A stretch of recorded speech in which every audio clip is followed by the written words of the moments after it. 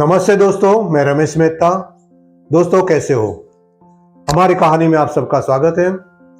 आज जो मैं कहानी बताने जा रहा हूं वो है शिवाजी महाराज के दादा कोंडदेव की। शिवाजी जी महाराज के दरबार में अनेक शूरवीर थे, उसमें से दादा कोंडदेव भी एक थे। राजा कोंडदेव शिवाजी महाराज को शस्त्र विद्या सिखाते थे और प्रमुख सलाहकारों में से भी एक थे। एक बार राजा शिवाजी के दरबार से दादा कोंडदेव अपने घर जा रहे थे। घर का रास्ता राजा के बगीचे से गुजरता था। रास्ते से गुजरते वक्त दादा कोंडदेव ने देखा कि बगीचे में बड़े बड़े आम लटक रहे हैं। अभी दादा कोंडदेव का मन हो गया कि कुछ आम लेके चले। उसने कुछ आम तोड़े और अपने साथ अपने घर लेके गए। अपनी पत्नी को ये आम दिखाया तो उसकी पत्नी ने पूछा कि आप ये आम कहाँ से लेके आए?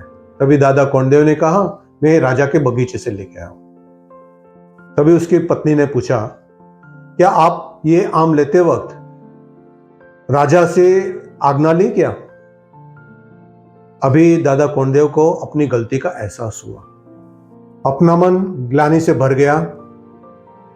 अभी ये जो गलती की उसकी सजा क्या हो सकती है वो अपनी पत्नी से पूछा।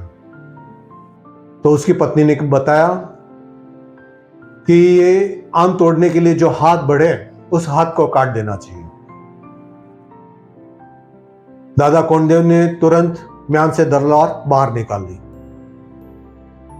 और जैसे ही हाथ काटने गए उसकी पत्नी ने रोका, इतनी क्रूर सजा मत दीजिए। ये क्रूर सजा करने से आप अपना नुकसान करेंगे, राज्य का नुकसान करेंगे और आगे आप राजा की कोई सेवा नहीं कर पाएंगे। मगर सजा तो कुछ देनी ही होगी।